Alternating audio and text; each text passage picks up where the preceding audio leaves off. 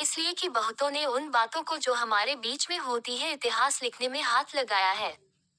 जैसा कि उन्होंने जो पहले ही से इन बातों के देखने वाले और वचन के सेवक थे हम तक पहुंचाया।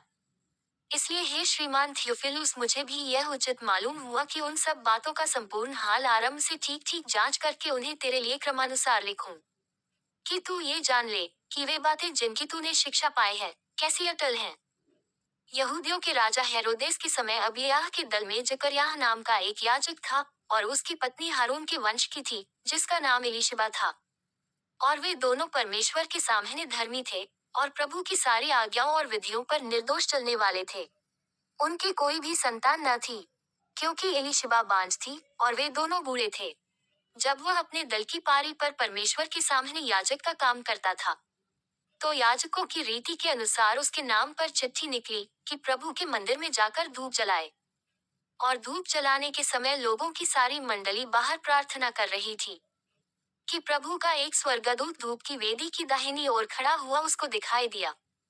और जकर्याह देखकर घबराया और उस पर बड़ा भय छा गया। परंतु स्वर्गदूत ने उससे कहा, हे जकर्याह, भयभीत न हो, क्योंकि तेरी प्रार्थना सुन ली गई है, और तेरी पत्नी एलीशिबा से तेरे लिए एक पुत्र उत्पन्न होगा, और तू उसका नाम यूहन्ना रखना। और तुझे आनंद और हर्ष होगा, और बहुत लोग उसके जन्म के कारण आनंदित होंगे, क्योंकि वह प्रभु के सामने महान होगा, और दाखरस और मदिरा कभी न पिएगा, और अपनी माता के गर्भ ही से पवित्र आत्मा से परिपूर्ण हो जाएगा। और इस्राएलियों में से बहुतेरों को उनके प्रभु परमेश्वर की ओर फेरेगा।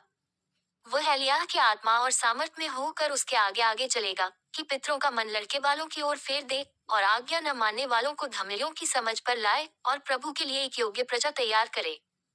जकर्याह ने स्वर्गदूत से पूछा, यह मैं कैसे जानूं, क्योंकि मैं तो बूढ़ा हूँ, और मेरी पत्नी भी बूढ़ी हो गई है।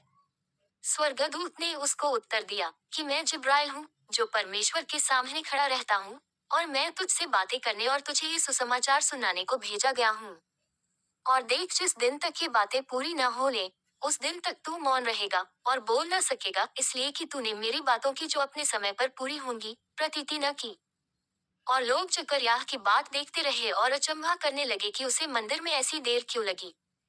जब वह बाहर आया तो उनसे बोल न सका, सो वे जान गए कि उसने मंदिर में कोई दर्शन पाया है, और वह उनसे संकेत करता रहा और गूंगा रह गया। जब उसकी सेवा के दिन पूरे हुए तो वह अपने घर चला गया। इन दिनों के बाद उसकी पत्नी एलीशिबा गर्भवती हुई, और 5 महीने तक अपने आप को ये कह के छिपाए रखा, कि मनुष्यों में मेरा अपमान दूर करने के लिए प्रभु ने इन दिनों में कृपा दृष्टि करके मेरे लिए ऐसा किया है। 6वें महीने में परमेश्वर की ओर से जिब्राइल स्वर्गदूत गलील के नासरत नगर में एक कुंवारी के पास भेजा गया, जिसकी मंगनी यूसुफ नाम दाऊद के घराने के एक पुरुष से हुई थी। उस कुंवारी का नाम मरियम था।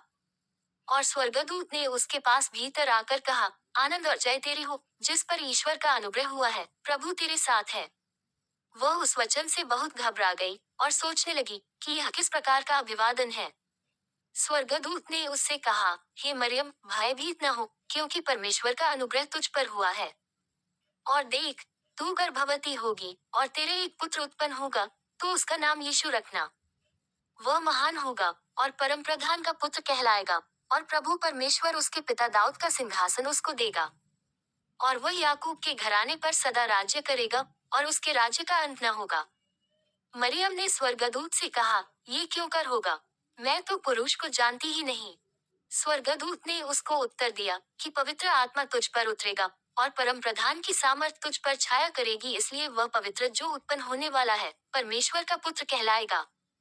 और देख, और तेरी कुटुम्बिनी एलीशिबा के भी बुढ़ापे में पुत्र होने वाला है। यह उसका, जो बांझ कहलाती थी, 6वां महीना है, क्योंकि जो वचन परमेश्वर की ओर से होता है वह प्रभावरहित नहीं होता। मरियम ने कहा, देख, मैं प्रभु की दासी हूँ, मुझे तेरे वचन के अनुसार हो। तब स्वर्गदूत उसके पास से चला गया। उन दिनों में मरियम उठकर शीघ्र ही पहाड़ी देश में यहूदा के एक नगर को गई, और जकर्याह के घर में जाकर एलीशिबा को नमस्कार किया। ज्यों ही एलीशिबा ने मरियम का नमस्कार सुना, त्यों ही बच्चा उसके पेट में उछला, और एलीशिबा पवित्र आत्मा से परिपूर्ण हो गई। और उसने बड़े शब्द से पुकार कर कहा, तू स्त्रियों में धन्य है, और तेरे पेट का फल धन्य है। और यह अनुग्रह मुझे कहाँ से हुआ, कि मेरे प्रभु की माता मेरे पास आई। और देख, ज्यों ही तेरे नमस्कार का शब्द मेरे कानों में पड़ा, त्यों ही बच्चा मेरे पेट में आनंद से उछल पड़ा। और धन्य है वह जिसने विश्वास किया कि जो बातें प्रभु की ओर से उससे कही गई, वे पूरी होंगी। तब मरियम ने कहा, मेरा प्राण प्रभु की बड़ाई करता है, और मेरी आत्मा मेरे उद्धार करने वाले परमेश्वर से आनंदित हुई, क्योंकि उसने अपनी दासी की दीनता पर दृष्टि की है। इसलिए देखो, अब से सब युग युग के लोग मुझे धन्य कहेंगे, क्योंकि उस शक्तिमान ने मेरे लिए बड़े बड़े काम किए हैं, और उसका नाम पवित्र है। और उसकी दया उन पर जो उससे डरते हैं पीढ़ी से पीढ़ी तक बनी रहती है। उसने अपना भुजबल दिखाया, और जो अपने आप को बड़ा समझते थे उन्हें तितर बितर किया। उसने बलवानों को सिंहासनों से गिरा दिया, और दीनों को ऊंचा किया। उसने भूखों को अच्छी वस्तुओं से तृप्त किया, और धनवानों को छूछे हाथ निकाल दिया। उसने अपने सेवक इसराइल को संभाल लिया, कि अपनी उस दया को स्मरण करे जो इब्राहिम और उसके वंश पर सदा रहेगी, जैसा उसने हमारे बाप दादों से कहा था। मरियम लगभग 3 महीने उसके साथ रहकर अपने घर लौट गई। तब एलीशिबा के जनने का समय पूरा हुआ, और वह पुत्र जनी।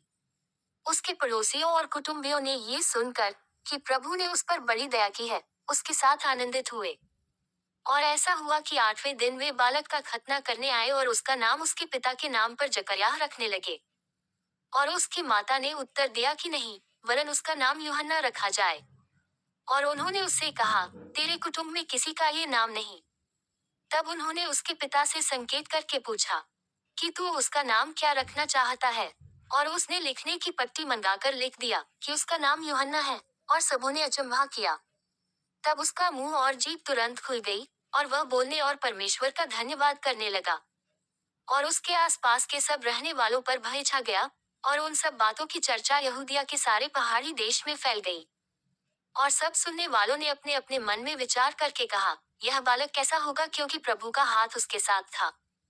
और उसका पिता जकरयाह पवित्र आत्मा से परिपूर्ण हो गया, और भविष्यद्वाणी करने लगा कि प्रभु इस्राएल का परमेश्वर धन्य हो, कि उसने अपने लोगों पर दृष्टि की और उनका छुटकारा किया है, और अपने सेवक दाऊद के घराने में हमारे लिए एक उद्धार का सींग निकाला, जैसे उसने अपने पवित्र भविष्यद्वक्ताओं के द्वारा जो जगत के आदि से होते आए हैं कहा था, अर्थात हमारे शत्रुओं से और हमारे सब बैरियों के हाथ से हमारा उद्धार किया है, कि हमारे बाप दादों पर दया करके अपनी पवित्र वाचा का स्मरण करे, और वह शपथ जो उसने हमारे पिता इब्राहिम से खाई थी, कि वह हमें ये देगा कि हम अपने शत्रुओं के हाथ से छुटकर उसके सामने पवित्रता और धार्मिकता से जीवन भर निडर रहकर उसकी सेवा करते रहें।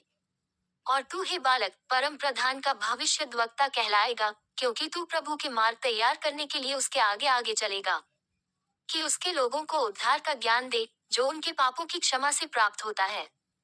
ये हमारे परमेश्वर की उसी बड़ी करुणा से होगा, जिसके कारण ऊपर से हम पर भोर का प्रकाश उदय होगा, कि अंधकार और मृत्यु की छाया में बैठने वालों को ज्योति दे, और हमारे पांवों को कुशल के मार्ग में सीधे चलाए। और वह बालक बढ़ता और आत्मा में बलवंत होता गया, और इसराइल पर प्रकट होने के दिन तक जंगलों में रहा।